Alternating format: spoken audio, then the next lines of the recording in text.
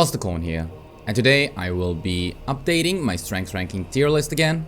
This time re-evaluating the strength ranking of the Empire after the Thrones of Decay update. Now apparently many of you were confused as to what the criteria was for this ranking, so I will spend the first portion of this video giving you an explanation as to why I ranked these races the way that I did.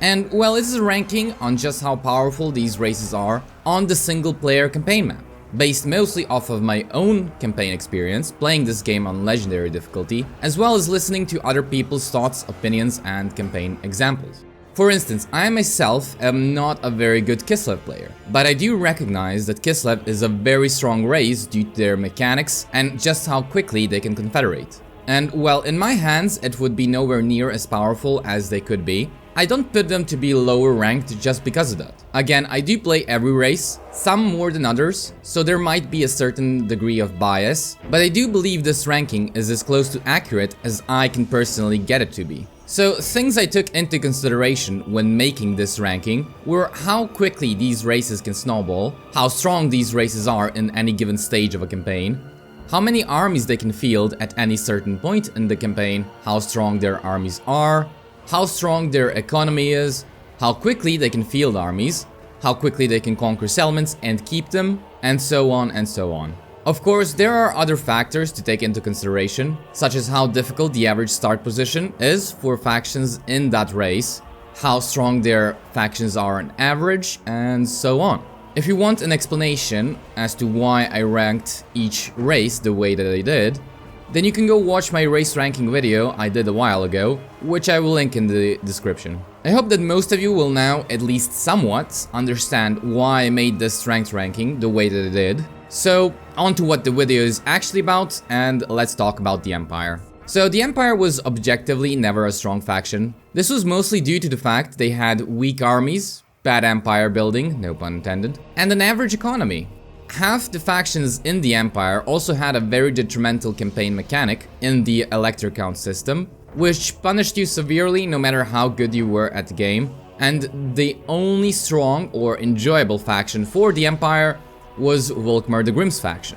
The Empire as a race also never grew in strength throughout its campaign due to the lack of any meaningful technologies and mechanics. You just never really felt as though you got any stronger in the later stages of a campaign than when you started out, excluding the fact you will be able to recruit higher tier units. Previously, I had placed them in between the Vampire Coast and the Tomb Kings, which was rather pathetic to put it mildly. So how have they fixed the Empire?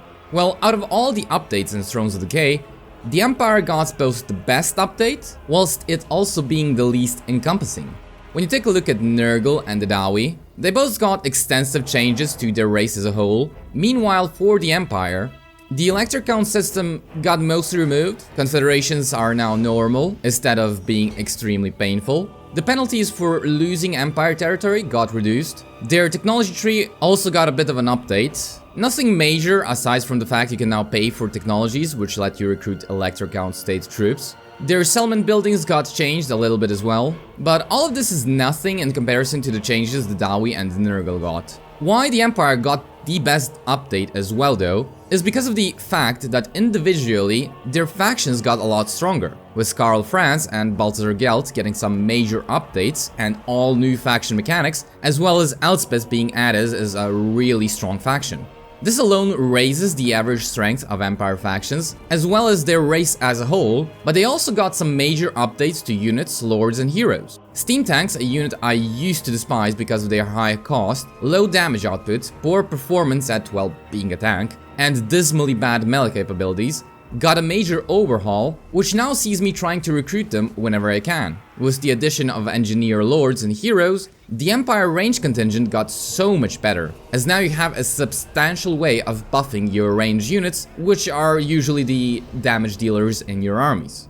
Outriders got a significant buff, where they are now a much better unit for dishing out damage in general. However, none of these changes by themselves make the Empire that much stronger.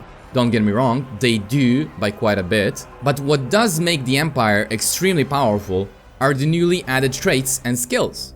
Empire generals and Empire captains now have a skill which boosts cavalry or infantry, giving you more different styles of play. No longer is cavalry a bad option for the Empire, as now you can make them much stronger than they used to be, as well as quite a bit cheaper. You can now also make your brave men of the Empire hold the line for much longer and allow your range units to dish out damage unimpeded. And do you even need to mention the Hawkland Scopes trait, which just gives you so many different options when it comes to building your armies. So to summarize, the Empire got an amazing quality of life update, amazing new toys to play with. Their armies are much stronger now, with mechanics that impact your campaigns in very meaningful ways. Before this DLC, I never thought I would enjoy the Empire as much as I'm currently enjoying them. But enjoyment aside, where would I place the Empire in terms of campaign might? Well, I think they actually swapped lanes here, and they're now finally able to play with the stronger races, just behind the Skaven, at least for now. Also, this is true for every Empire faction, with the exception of a certain Huntsmarshal, who has been completely forgotten by CA. If you have any thoughts on the matter, please do share them in the comments. If you enjoyed the video, don't forget to subscribe for future content. Thank you all for watching, and until next time. Khorne fights as one.